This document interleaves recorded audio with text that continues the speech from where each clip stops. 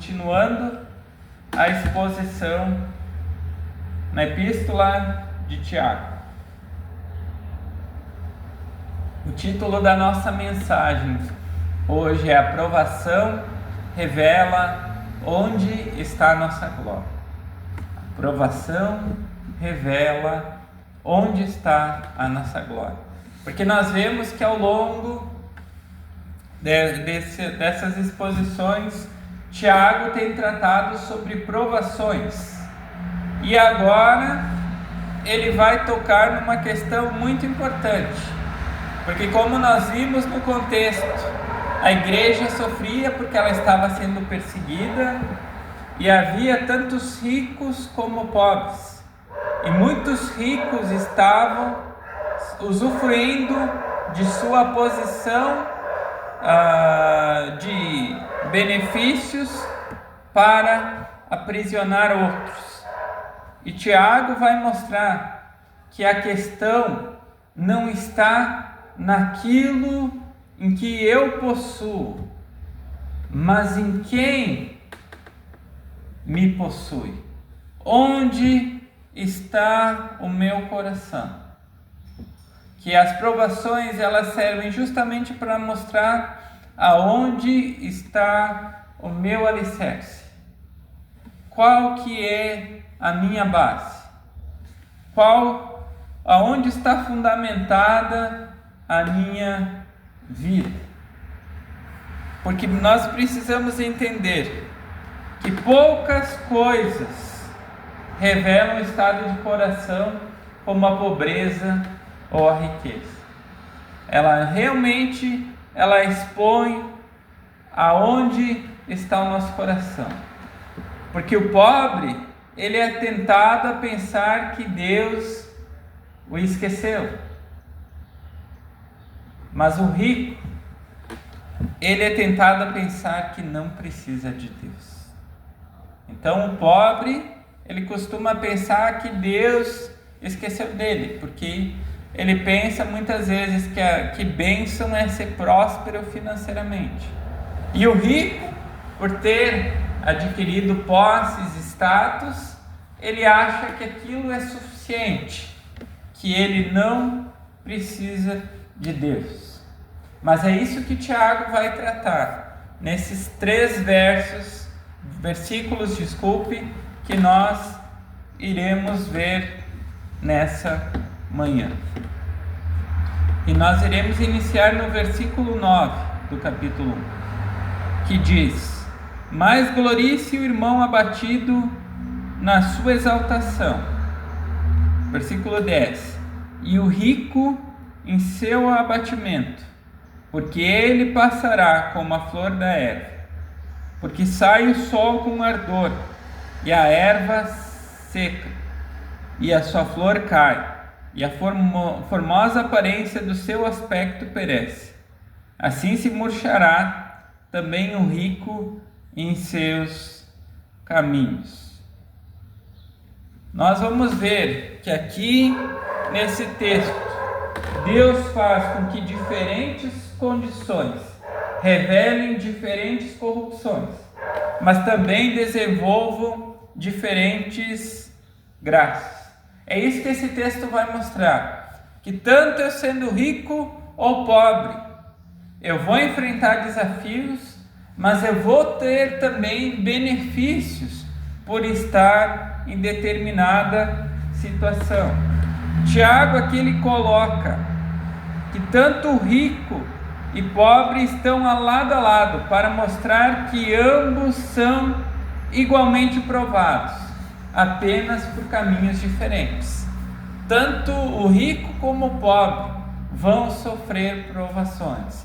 Aqueles que pertencem a Deus, mesmo o que tem grandes posses e mesmo que não tem nada, sofrerão provações de Deus. E é isso que o texto vai falar. E como eu falei no início, é Deus que vai mostrar onde eu estou encontrando a glória, no que eu possuo ou em quem me possui. eu me apego ou em Deus ou no dinheiro. E é isso que Tiago vai tratar nessa manhã. Ele começa dizendo lá no versículo 9: mas glorie-se o irmão abatido na sua exaltação. Aqui também é usado muitas vezes em algumas traduções o termo humilde, mas abatido aqui no grego indica baixa posição social, falta de influência, falta de prestígio e em muitos casos até mesmo desprezo. É isso que o texto está falando. São pessoas que são desprezadas, pessoas que não têm prestígio, não apenas pessoas que não têm posses, mas pessoas que realmente são desprezadas. Mas nós vamos ver, e eu peço que abram em 1 Coríntios, capítulo 1, versículo 27. Que Paulo vai nos trazer, logo de início, um ensinamento muito precioso. 1 Coríntios, capítulo 1, versículo 27. Tem um versículo muito conhecido, que diz: mas Deus escolheu as coisas loucas deste mundo para confundir as sábias. E Deus escolheu as coisas fracas desse mundo para confundir as fortes. O pobre no Evangelho não é alguém esquecido, mas é alguém lembrado. E nós vemos isso ao longo da história cristã. Nós podemos olhar isso até mesmo na vida do Senhor Jesus Cristo e seus discípulos. Jesus foi alguém que andou humildemente no meio do povo, proclamando as boas novas de salvação. Por mais que há pessoas hoje, pregadores modernos, que tentam colocar coisas, status em Jesus, mas isso é algo totalmente bizarro e antibíblico.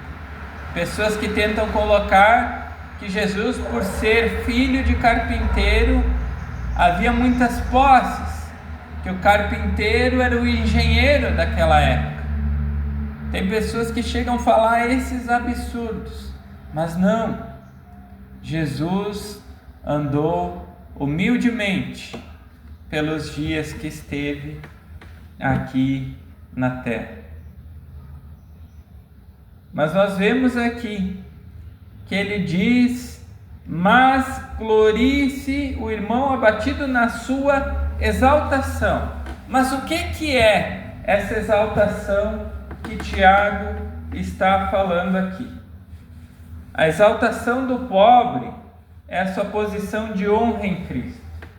Ele deve lembrar, em primeiro lugar, que ele é filho do rei dos reis.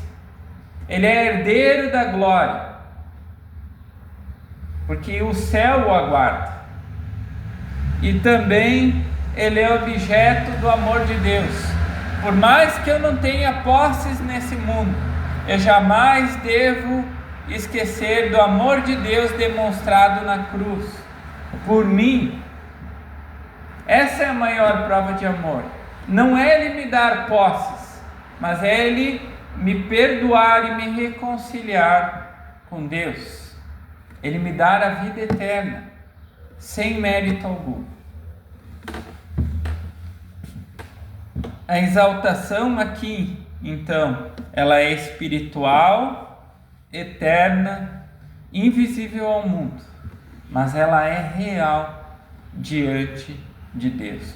Nós devemos nos lembrar de algumas verdades, que em Cristo eu tenho um Pai no céu, que Ele, como meu Salvador, Ele me chama de irmão.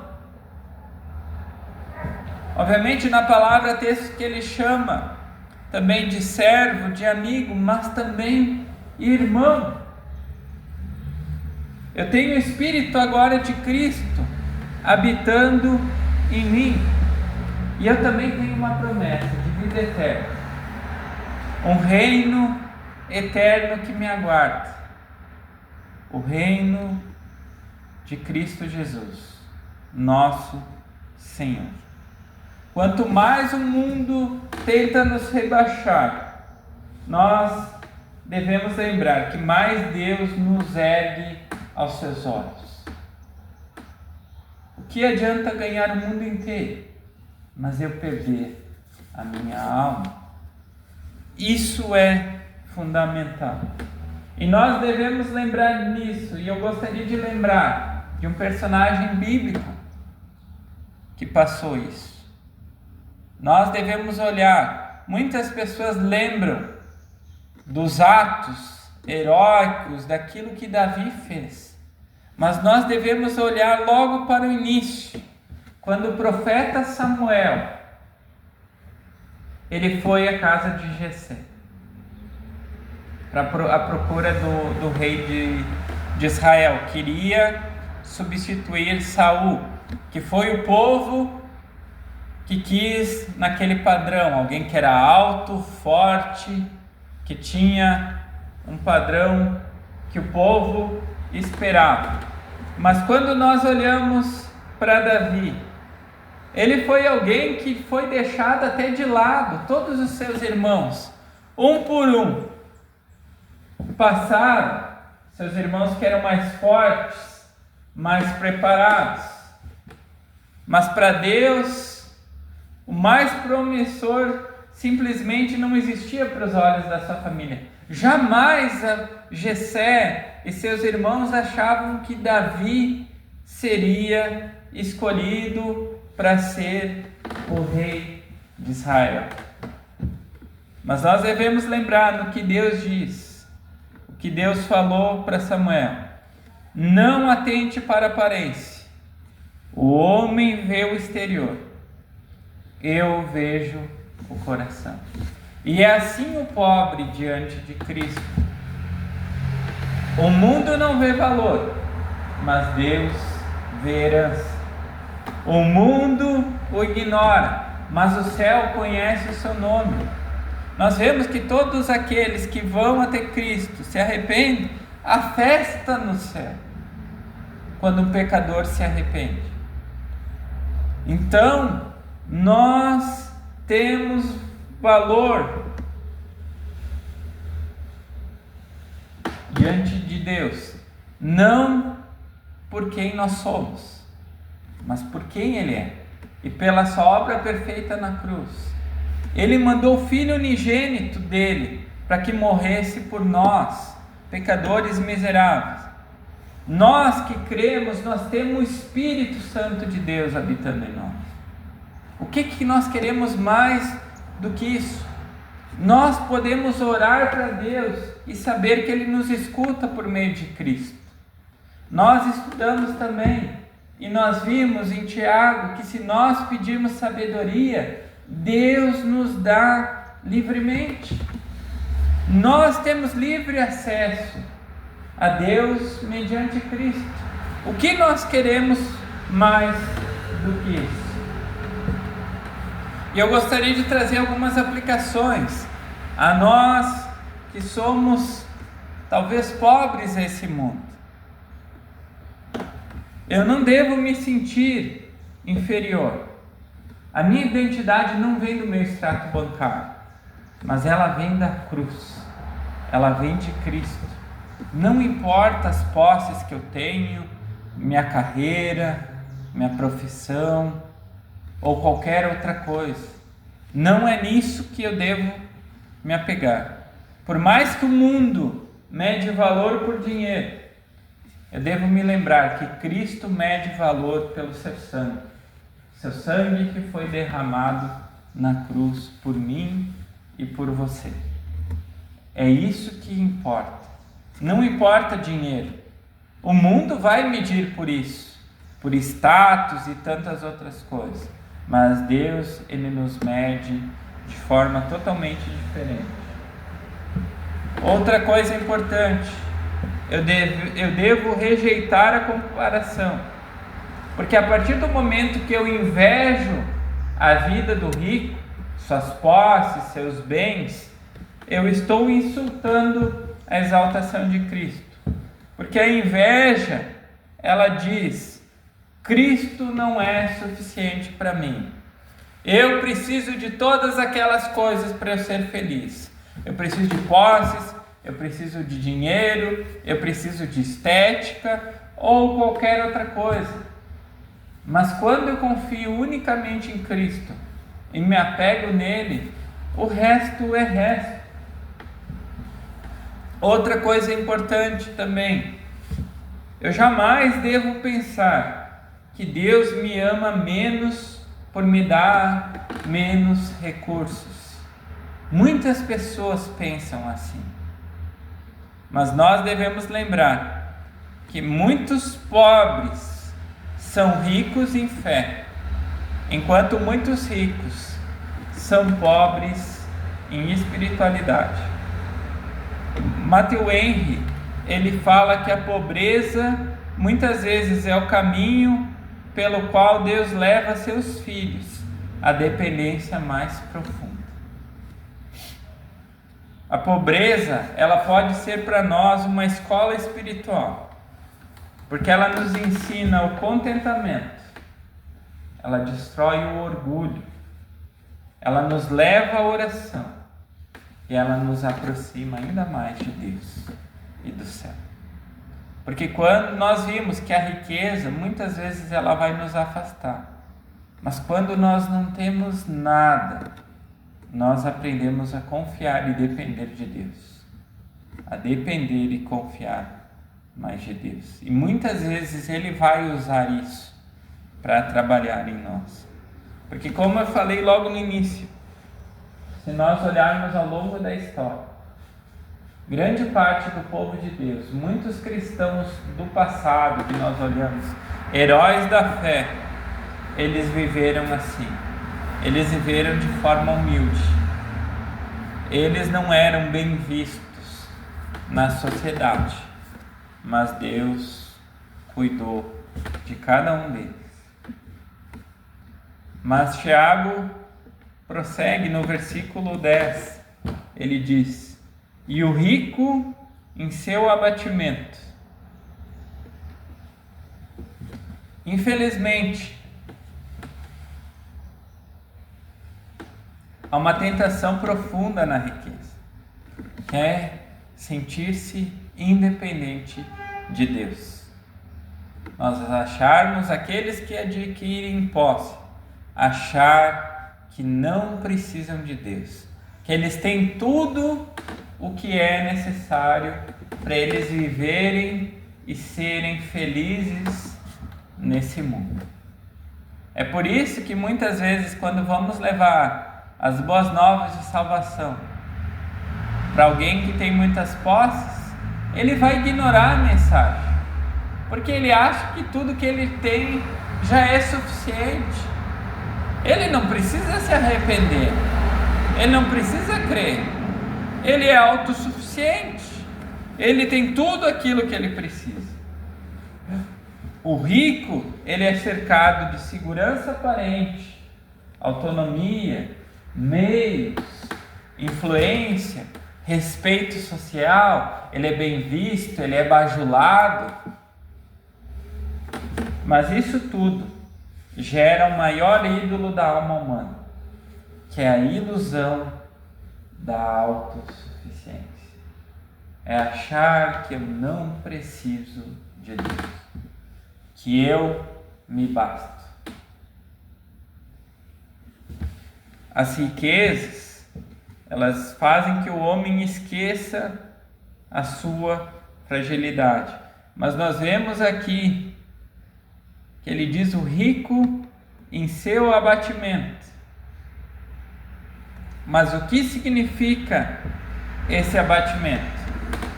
Significa que o rico, ele deve lembrar 4 aspectos muito importantes. Primeiro, sua pequenez. Quem ele é? Ele não passa de pó. Ele não passa de um pecador, de uma criatura de Deus. Ele deve lembrar que ele vai morrer, que todos nascem, crescem e morrem. Ele deve lembrar de sua total dependência, que ele só tem o que tem porque Deus permitiu. Porque é Deus que dá, mas Deus pode tirar a qualquer momento. E lembrar também que isso que eu falei, que nada possui que não tenha recebido.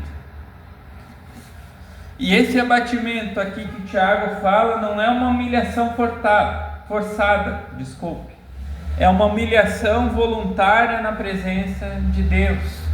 E nós podemos lembrar de outro personagem bíblico também, que tem a passagem lá no Evangelho de Lucas, não precisam abrir, mas depois Lucas capítulo 19, que fala sobre Zaqueu, a conversão de Zaqueu, o rico que desceu.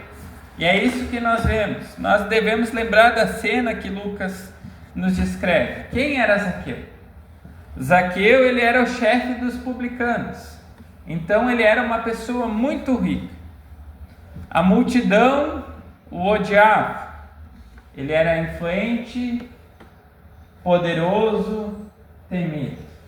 Mas quando Cristo o chamou, nós podemos olhar que de fato houve uma transformação. Em primeiro lugar, ele obedece o chamado e ele desce da árvore. Em segundo lugar, ele abre a sua casa para receber o Senhor Jesus Cristo. Terceiro, ele rasga a sua carteira. Aqueles que ele tinha roubado, ele restitui ainda mais. E por último, e não menos importante, ele abandona a sua idolatria. Sempre, a verdadeira conversão de um rico, ela é sempre marcada por humilhação. Deus sempre vai fazer com que essa pessoa, e foi assim com nós também, mas o rico que é muito apegado a seus bens, e quando Deus começa a quebrantar e trabalhar no seu coração, ele entende que ele é um pecador, que a dívida dele é impagável, que todos os bens que ele tem não são suficientes e não chegam nem perto diante da dívida que ele tem pelos seus pecados. Ele entende que tudo aquilo que ele tem não passa de pó, não passa de nada, que as suas riquezas não podem o salvar, não podem o reconciliar com Deus. Então ele vai se humilhar, ele vai reconhecer que somente Cristo salva. Suas riquezas não podem o salvar, mas Cristo sim. E isso obviamente traz aplicações também para quem é rico, porque a igreja de Deus tem pessoas com condição financeira e vai ter pessoas que não têm condição. Deus chama tanto ricos como pobres, ele converte tanto ricos como pobres. E trazendo aplicações agora para quem tem posses. Primeiro, reconheça que sua riqueza não garante nada diante de Deus. Por quê? Em primeiro lugar, você pode perder tudo hoje. Segundo, você pode morrer hoje. E terceiro lugar, Cristo pode lhe pedir a alma hoje, como mais adiante nós iremos falar do texto que nós lemos da parábola do rico insensato. Segunda aplicação bem importante: o rico deve converter sua riqueza em serviço, não em status. Deus não deu dinheiro para o rico se autopromover, para vaidade, superioridade social, mas Ele permite que pessoas ricas cheguem até Ele para sustentar a obra, socorrer os pobres prover para sua casa. E por último, e não menos importante, pelo contrário, mais importante, glorificar o nome de Cristo. Desculpa. Glorificar o nome de Cristo. O rico também ele deve aprender a alegria do desapego, porque a verdadeira generosidade ela humilha o orgulho. O orgulhoso é incapaz de doar, mas o humilde ele se alegra em dar. Outro aspecto importante também na vida de quem possui riqueza: se as suas riquezas não fazem mais dependente de Deus, então elas estão afastando de Deus. Não existe meio termo, não existe neutralidade nessa situação. Se tudo aquilo que eu tenho tem me aproximado de Deus, ok? Mas se aquilo tem me afastado de Deus, muito cuidado. Mas ele continua e ele finaliza então o texto trazendo uma ilustração bem importante para nós. Ele diz: porque ele passará como a flor da erva, porque sai o sol com ardor, e a erva seca, e sua flor cai, e a formosa aparência do seu aspecto perece. Assim se murchará também o rico em seus caminhos.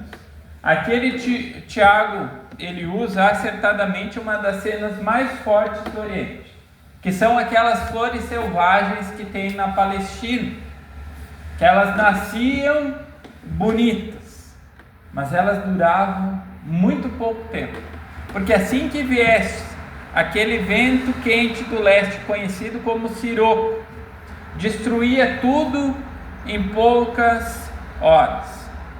Assim é com a riqueza humana. Assim é com a riqueza humana, toda e sem exceção. William Hendrickson, ele diz que a riqueza é a mais frágil das seguranças humanas. Ela desaparece antes que o homem perceba.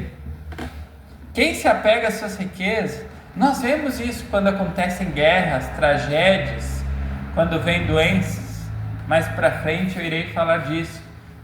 Mas nós vemos que quando vem essas grandes situações, a pessoa jamais pode se apegar em seus bens, porque eles podem sair de forma muito rápida. Aqui ele diz sobre o sol com ardor. Mas o que significa nesse texto o sol com ardor? São as provações que revelam a verdade. Nós devemos lembrar que o sol queimava a grama até ficar cinza.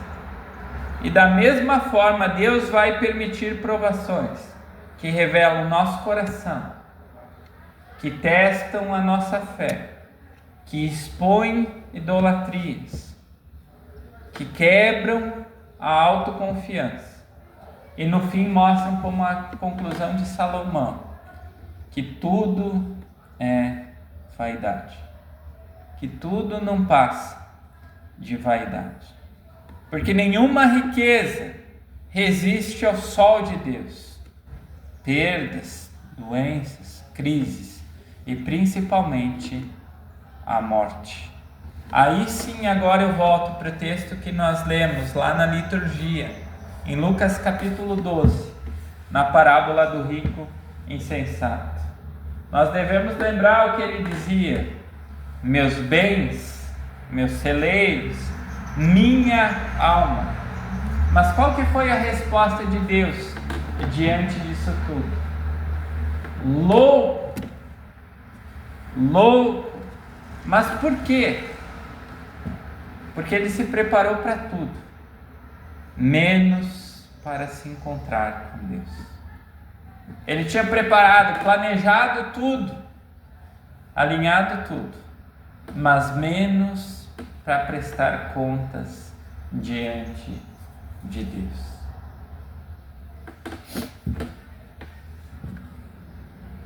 Fazendo algumas últimas aplicações desses versículos que nós lemos.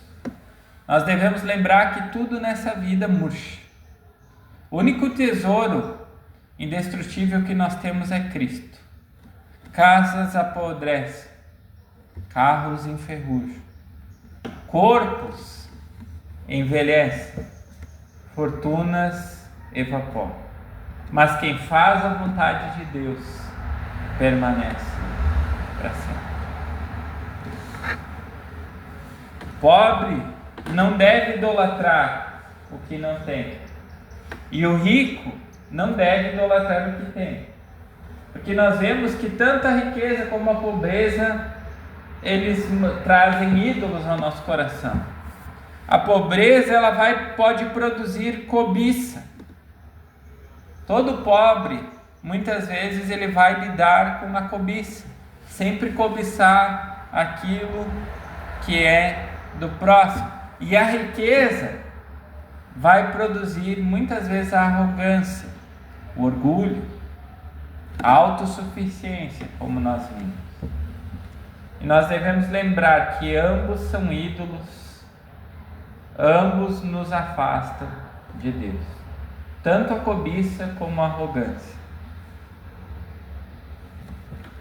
A minha vida, ela não é medida pelo que eu possuo, mas pelo que me possui.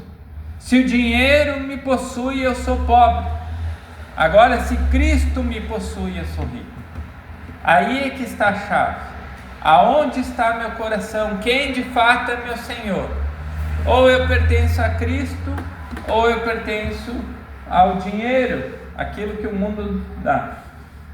Outra coisa muito importante: use sua vida para aquilo que não murcha.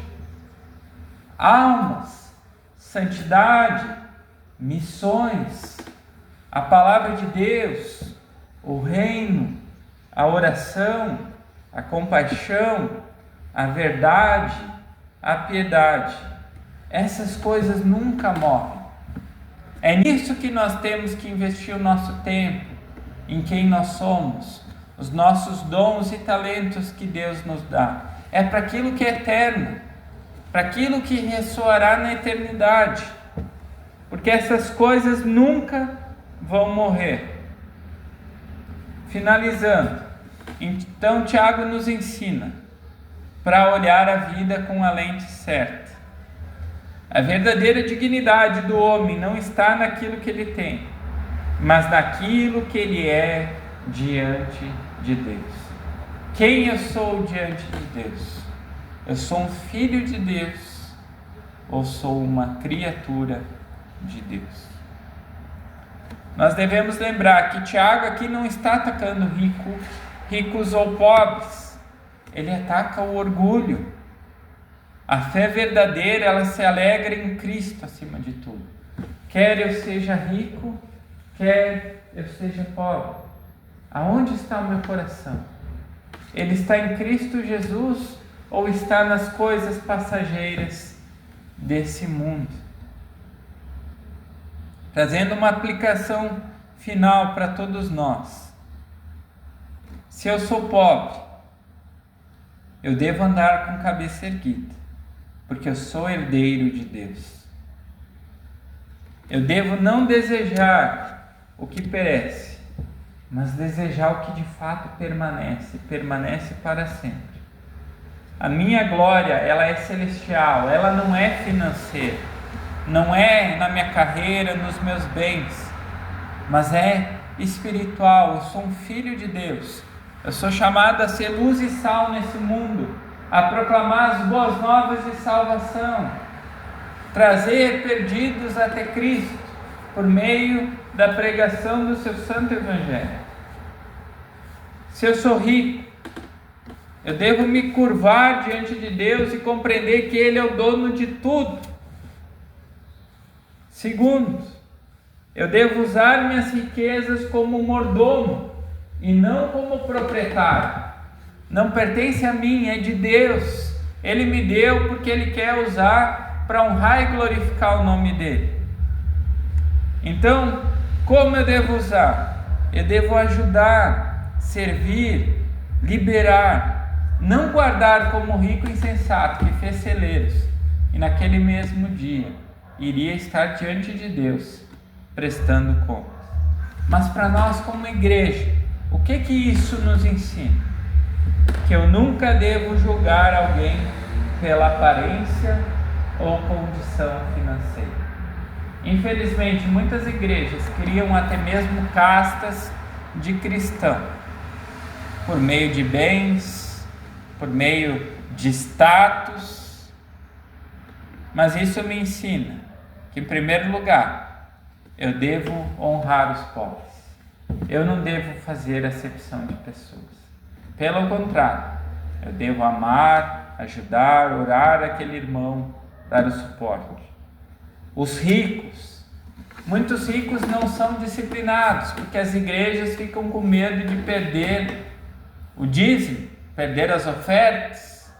Então o rico é quase um intocável dentro da igreja, tem até mesmo lugar de honra, dão cargos. Admoeste os ricos com amor, porque ricos também pecam, erram, falham e devem ser tratados da mesma forma que todos são tratados dentro de uma igreja. E por último, não menos importante, que nós vivamos para o céu, com a cultura do reino, com os olhos fixos em Cristo, seguindo o autor e o consumador da nossa fé. Que Deus nos ajude que de fato possamos ser uma igreja que talvez sim Deus irá colocar tanto ricos como pobres, mas que todos nós possamos nos amar uns aos outros, nos respeitar uns aos outros e olharmos e mantermos o foco em Cristo. Que o nosso coração não esteja no dinheiro, em posses ou qualquer outra coisa, mas que possamos nos apegar somente em Cristo e proclamar somente Cristo e suas verdades eternas. Que Deus nos abençoe e aplique essa palavra ao nosso coração nessa manhã.